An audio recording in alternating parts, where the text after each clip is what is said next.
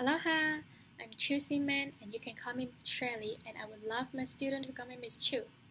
I'm majoring in TESOL Ed, which is teaching English to speaker of other language education. Also, I'm graduating in this semester and going back to Hong Kong in November. Right now, I'm looking for a placement for my student teaching. I know it is hard for a school to participate to the student teaching program because it requires a lot of work to do, and they don't have the responsibility to help the fresh grad student like me. Therefore, I'm really grateful for the opportunity that the school provided for me. I know it is not easy to become a teacher, so I started my preparation when the time I decided to become a teacher. The first thing that I wanted to improve is my English speaking. I took the speaking test in the first year that I came to BYU Hawaii. And in the test, it showed me that I have certain pronunciation need to improve on.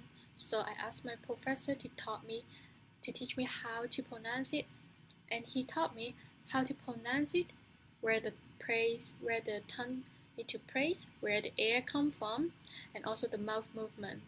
And because of this experience, I am really confident on teaching pronunciation. I'm not saying that I'm an expert of pronunciation, but because of this experience, I know how to teach the pronunciation. Also, to prepare myself to become a teacher, I asked the teacher in Hong Kong to send me some teaching resources to look at, so that I can become familiar with what the students are going to learn in Hong Kong. When I was looking for the materials, I always have some idea come out in my mind, like how should I deliver the content and what assessment should I give to the student. When I look at the material more and more, I find myself more and more interested in teaching. Therefore, I'm really excited to teach in Hong Kong. Right now, I'm doing my OMP in the Ha'ula Elementary School, and I have to teach the third grade student about the language app every Thursday. I have to write a lesson plan to my CT, and she will approve it, and then I can start my teaching. This experience helped me to work with her, and also I am able to teach in a real classroom. Every week I see myself teaching better and better because my CT always provide a lot of helpful comment and advice to me. And I want to share one experience that happened in my classroom. One of my teaching goals is to teach the student about the dictionary skill. It was worse in the first day.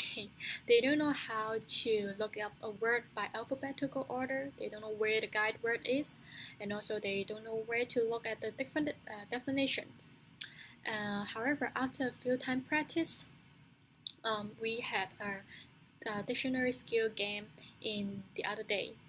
I separate the class into two big groups, and they have to answer the question about the dictionary skills. In that game, all students were able to answer all questions, and they were so excited.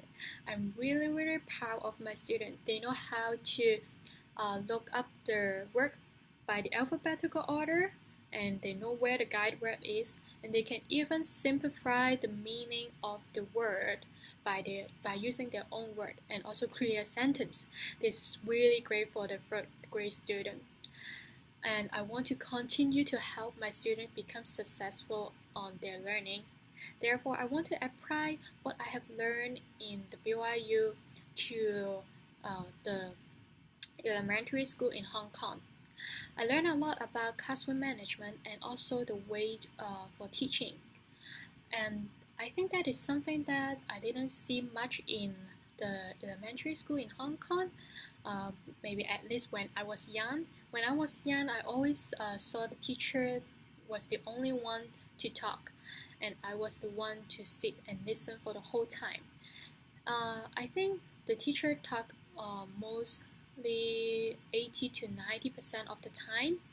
However, in my past 3 years of learning in here, I learned that the more students participate in the classroom, in the lesson, the more they learn. If the students just sit and listen, they cannot have a deep memorization or a deep understanding about the content or about the lesson.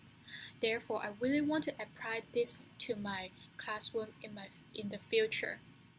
I don't want them to sit and listen, but I want them to participate in the lesson. I know the teacher and the student in Hong Kong have a very heavy workload, but I also think this workload can help us to grow and learn. Because of that, I don't want myself or my student to have a negative feeling about the workload. We still have to work, but I want them to work with an positive work with a positive attitude. I don't want them to always complain about the work. And I hope I have the chance to have further discussions about my teaching philosophy. I also attached the resume through email, and please feel free to ask me any questions. I'm looking forward to teach in Hong Kong. Thank you.